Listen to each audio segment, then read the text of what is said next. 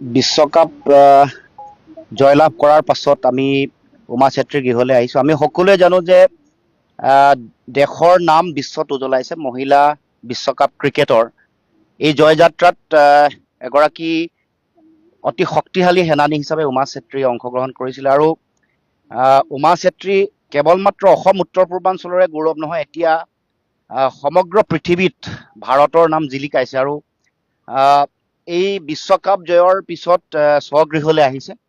আমি আমাৰ দলৰ তৰফৰ পৰা উমা চেত্ৰীলৈ অফুৰন্ত আমি শুভেচ্ছা অভিনন্দন জ্ঞাপন কৰিছোঁ। এই জয়ৰ পিছত অসমৰ ক্ৰীড়া জগতত বিশেষকৈ মহিলাৰ ক্ৰিকেটতো এটা অতি সুদূৰ প্ৰসাৰী প্ৰভাৱ পৰিব। মই ভাবোঁ যে এই অঞ্চলৰ পৰা ওলাই গৈ বিশ্ব জয় কৰাটো অত্যন্ত প্ৰত্যাহ্বানপূৰ্ণ আছিল।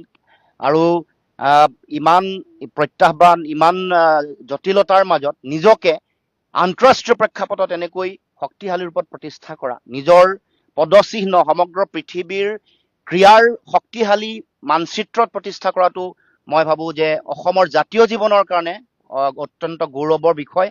আমি উমা চেত্ৰীৰ এই গৌৰৱ উজ্জ্বল যাত্ৰা অধিক আহি থাকিব লগা দিনসমূহত অধিক শক্তিশালী হওক, দৃঢ় হওক, আৰু আগন্তুক দিনসমূহত আৰু যিবোৰ টুৰ্ণামেণ্ট আহিব, বিশ্বকাপৰ আৰু নতুন সংস্কৰণ যেতিয়া আহিব বা আন বিভিন্ন আন্তঃৰাষ্ট্ৰীয় ক্ৰীড়াত উমা চেত্ৰীয়ে অসম আৰু দেশক যাতে আৰু গৌৰৱান্বিত কৰিব পাৰে আৰু আগবাঢ়ি যায়, তাৰ কাৰণে আমাৰ তৰফৰ পৰা অফুৰন্ত শুভেচ্ছা জ্ঞাপন কৰিছোঁ।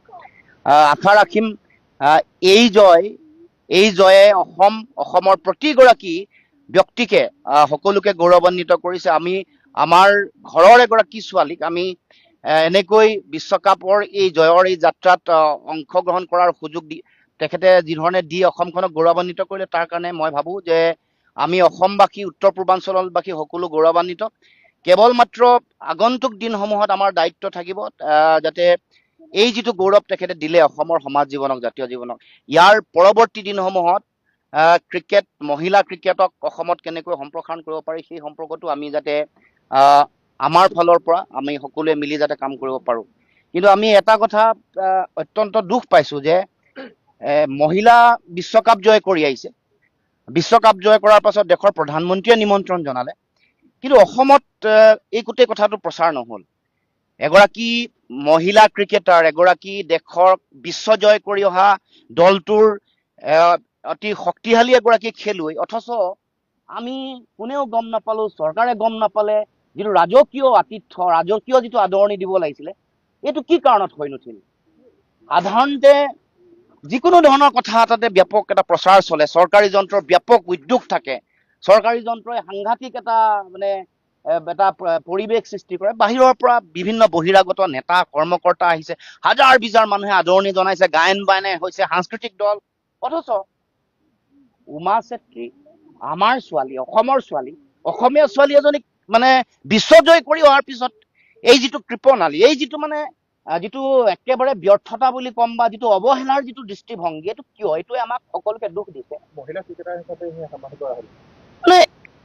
কি হৈছে কি আচলতে এছিয়া নামৰ এটা সংস্থা আছে, তাত সভাপতি তাৰমানে পলিটিকেল পেট্ৰনেজ কৰি থকাৰ কাৰণে, নিকম্মা মানুহ থকাৰ কাৰণে এই অৱস্থা হ'ল নেকি? কাৰণ ক্ৰীড়া মহিলা ক্ৰিকেট, এগৰাকী মহিলা, যিখন দেশত এতিয়া মহিলাৰ সৰ্বাংগীন উন্নয়নৰ কথা কৈ থকা হৈছে, বেটী বচাও বেটী পঢ়াও, মহিলাৰ সম অধিকাৰ, মহিলাৰ সংৰক্ষণৰ, ৰাজনৈতিক সংৰক্ষণৰ কাৰণে বিল, এইবোৰতো কথা চলি আছে।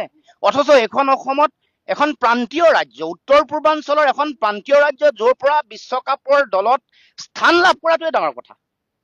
স্থান লাভ কৰিছে, জয় কৰি আহিছে বিশ্বকাপ, আৰু তাৰ পাছত আমি অসমৰ ৰাইজে আমি গম পোৱা নাই, চৰকাৰী যন্ত্ৰই ৰাজসিক যিটো আদৰণি দিব লাগে সেইটো দিয়া নাই, উদাসীন হৈ আছে, মনে মনে আছে আৰু গম নোপোৱাকে আছে। ই জাতীয় লজ্জাৰ বিষয়। আমি সকলোৱে লাজ পাইছোঁ। চৰকাৰখনৰ এই কৰ্মকাণ্ডত আমি ব্যাপক লাজ পাইছোঁ। কাৰণ পুৱাৰ ভাগত মই গোৰ্খা ছাত্ৰ সন্থাৰ সভাপতি সম্পাদক দুয়োগৰাকীৰ লগত কথা পাতিছিলোঁ, কিন্তু তেওঁলোকেও গম নাপায়। তেওঁলোকে নিশাৰ ভাগতহে তেওঁলোকে কৈছে এতিয়া যে তেওঁলোকেও 1 ঘণ্টাৰ আগতহে গম পাইছে।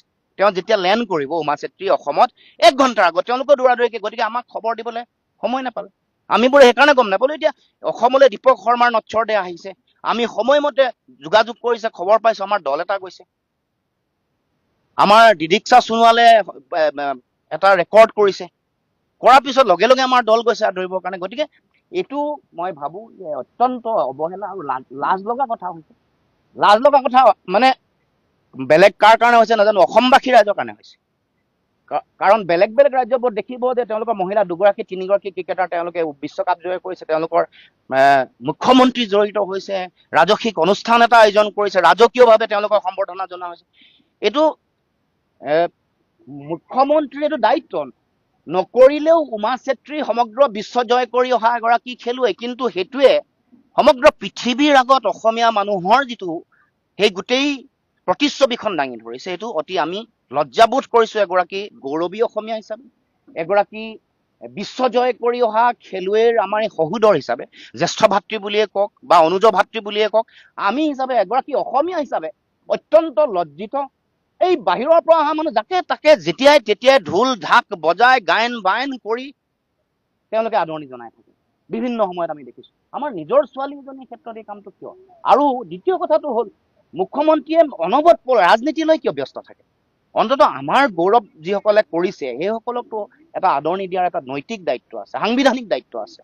প্ৰথম ৰাজকীয়ভাৱে তেওঁ ৰাজকীয়ভাৱে এয়াৰপৰ্টত ৰাতিপুৱা ৰাতি 10টাই হওক 12টাই হওক 1টা 2টাই হওক যিকোনো সময়ত চৰকাৰী যন্ত্ৰ এইটো কৰিব লাগিছিল। অন্ততঃ নিজে মুখ্যমন্ত্ৰী যাব নোৱাৰিলেও ক্ৰীড়া বিভাগৰ যিগৰাকী মন্ত্ৰী আছে, যুৱ কল্যাণ, সেইগৰাকী মন্ত্ৰীক পঠাব লাগিছিল তেওঁৰ এটা সাক্ষাতত। তাৰপিছত মুখ্যমন্ত্ৰী চৰকাৰী তেওঁৰ যি কাৰ্যালয় তালৈ নিব লাগিছিল। গুৱাহাটীত এটা সৰ্বাংগ সুন্দৰকৈ মুখ্যমন্ত্ৰী বা অসম চৰকাৰৰ উদ্যোগত এটা সম্বৰ্ধনাৰ আয়োজন কৰিব লাগিছিল। আমাক সকলোকে মাতিব লাগিছিল। ইনক্লুচিভ কথা যিটো সাধাৰণতে সকলো দলকে মাতে, সকলো দল সংগঠন ৰাজনৈতিক, এইটো কথা মই খুব দুখ পাইছো।